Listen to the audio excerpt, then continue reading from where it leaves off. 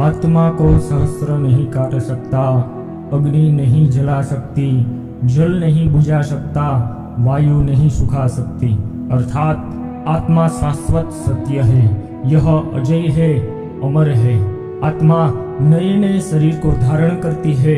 एक शरीर से निकलकर दूसरे शरीर में यह आत्मा की विचरण प्रक्रिया है।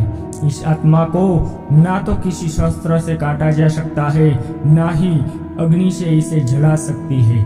कोई जल से बुझा नहीं सकता और यह किसी वायु से सूख नहीं सकती।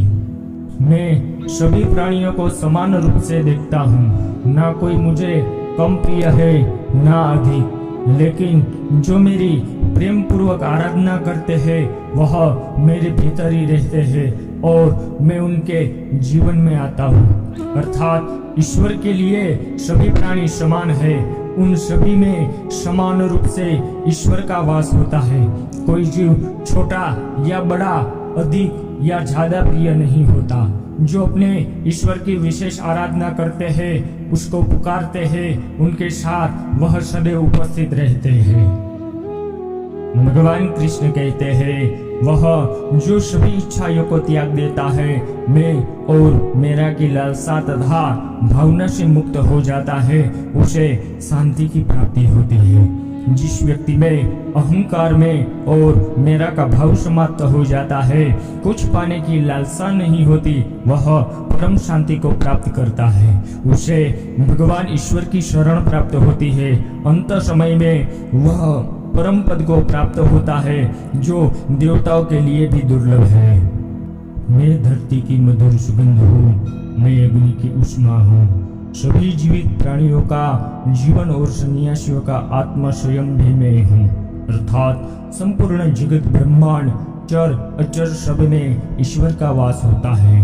यह ईश्वर की माया है जो पूरे ब्रह्मांड में व्याप्त है।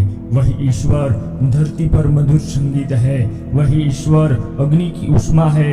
उसी ईश्वर का वास प्रत्येक प्राणियों में है। जो सन्यासी के चित्त को शांत कर साधना में लीन करता है, वह आत्मा स्वयं भी ईश्वर ही है। कृष्ण कहते हैं, फल की अभिलाषा छोड़कर कर्म करने वाला पुरुष ही अपने जीवन को सफल बना सकता है। अर्थात जो व्यक्ति कर्म में विश्वास रखता है, अपने कर्म से पीछे नहीं हटता, फल की चिंता नहीं करता, वह पुरुष अपने जीवन को सफल बनाता है। फल की चिंता करने वाला व्यक्ति कभी अपने जीवन को सफल नहीं बना सकता।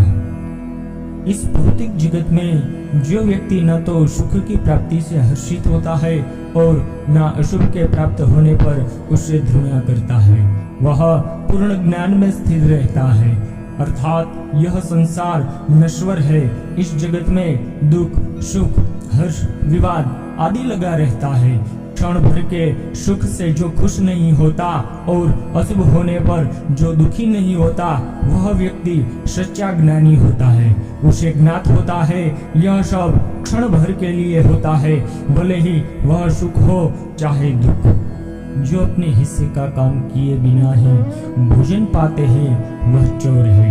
अर्थात यह जीवन कर्म प्रधान है। जो व्यक्ति कर्म करके, परिश्रम करके अपने लिए कुछ अर्जित करता है, वह वास्तविक रूप से उस फल का भागी है। अन्यथा वह चोरों की भांति है, जिसे बैठे बिठाए सब मिल जाता है।